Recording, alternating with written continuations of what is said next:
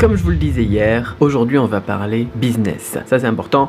Je vous parlais hier de pas mal de choses très intéressantes moi qui se passent dans ma vie en ce moment au niveau du business, comme la création notamment, et bien de nouveaux business, de nouvelles sociétés. Vous savez que ces derniers temps, depuis octobre 2017, j'ai lancé beaucoup de projets. Avant j'avais lancé des projets en France, j'ai lancé des projets, donc une société à Hong Kong. Là, peu de gens le savent d'ailleurs, je suis allé à New York, j'ai ouvert une société aux États-Unis et je suis en train de lancer une société en Thaïlande, et à chaque fois il y a des business qui se créent comme ça, pop pop pop pop pop. Il y a des choses qui se lancent, mais je sais qu'il y a beaucoup de gens qui luttent quand ils veulent lancer leur business parce que ça fait pas d'argent tout simplement. Alors du coup ils se disent, il y a beaucoup de gens qui se disent entrepreneurs mais qui font pas rentrer un rond dans la caisse, et ça c'est un gros problème. Donc c'est pas, je sais pas si on peut vraiment dire qu'on est entrepreneur quand on fait pas d'argent. Le problème c'est qu'il y a beaucoup de gens qui se disent entrepreneurs et 2 ans plus tard ils sont toujours entrepreneurs mais toujours avec zéro sur le compte en banque. Et moi à côté je lance des business, donc j'ai déjà de la trésorerie qui est en train de se créer sur le dernier business en Thaïlande. J'en ai parlé aux membres du mastermind, donc sur le mastermind e-commerce, bon peu importe, de toute façon les inscriptions sont fermées je crois actuellement.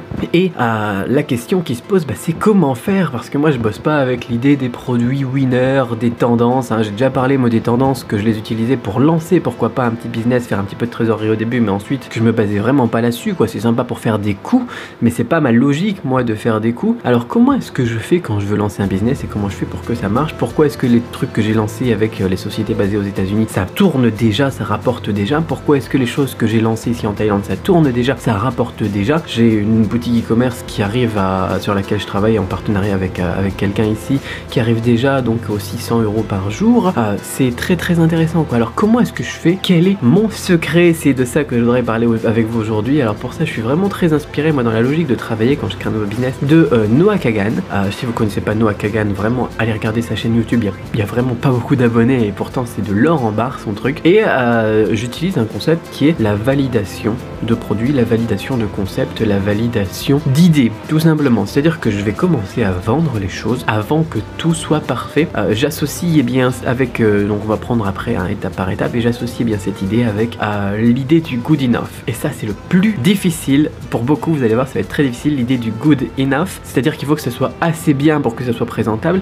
C'est qui en parlait? C'était dans le livre 5 $ par jour, 5 bucks a day, ou je sais pas quoi là, je sais plus, faudra que je retrouve ça, je vous mettrai un lien dans la description ou sur le site ou n'importe quoi. De toute façon à chaque fois quand vous voulez plus d'infos, il y a un lien dans la description vers le blog où je mets des choses desquelles on est en train de parler en ce moment en vidéo. Quoi qu'il en soit, voilà, l'idée c'est d'avoir un projet, quelque chose qui soit suffisamment bon pour être lancé, même si ça sera pas parfait, parce que généralement quelque chose qui est arrivé à 90%, 95%, ça prend, je sais pas moi, quelques jours, une semaine, quelques semaines pour être prêt un projet comme ça. Une semaine grosso modo en fait pour un projet quand on est vraiment à fond dessus, et on peut lancer. Mais si on veut arriver à 95% ou à 100% de perfection avant de lancer, là généralement on va passer des mois ou des années dessus. Donc ce qu'il faut vraiment penser quand vous lancez un projet, un business ou n'importe quoi, c'est à lancer le plus rapidement possible avec quelque chose qui soit good enough, c'est-à-dire suffisamment bon pour être présentable, même si c'est pas parfait. De toute façon les choses vont évoluer, et même si vous lancez un truc que vous pensez parfait dans 2 ans, ça sera peut-être déjà obsolète, ou peut-être que de toute façon ça demandera quand même à être modifié, à évoluer une fois que ça sera heurté à la réalité du marché. Ça fait mal pour les gens qui bossent pendant 2 ans, 5 ans sur un projet et qui le mettent ensuite en face du marché, en face du public, et que ça fait un gros flop parce qu'ils se disent voilà, le truc il est parfait maintenant, je peux lancer, ils lancent,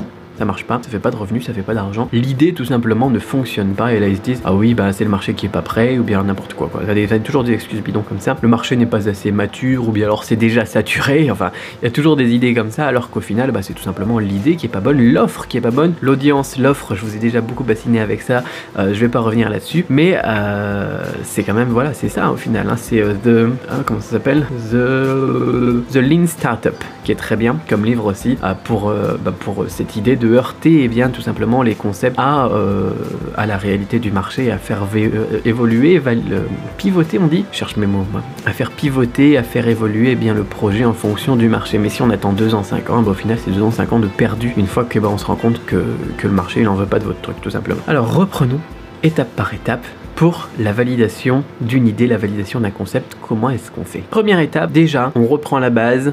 Notez si vous voulez, prenez un papier, un stylo, vous notez. Première étape, trouvez une audience qui a un problème. Vous pouvez aussi en chercher plusieurs au final, des audiences qui ont des problèmes. Ensuite, deuxième étape, trouver des idées de produits solutions. Au final, ce qu'on fait, c'est qu'on va chercher des audiences qui ont des soucis, des idées de produits pour bien résoudre les soucis de ces personnes-là, et on va avoir plusieurs idées de business, tout simplement. Faites un brainstorming, on va en reparler dans les vidéos suivantes, comment est-ce qu'on va pouvoir trouver ces audiences, comment est-ce qu'on va pouvoir trouver aussi des produits solutions, etc.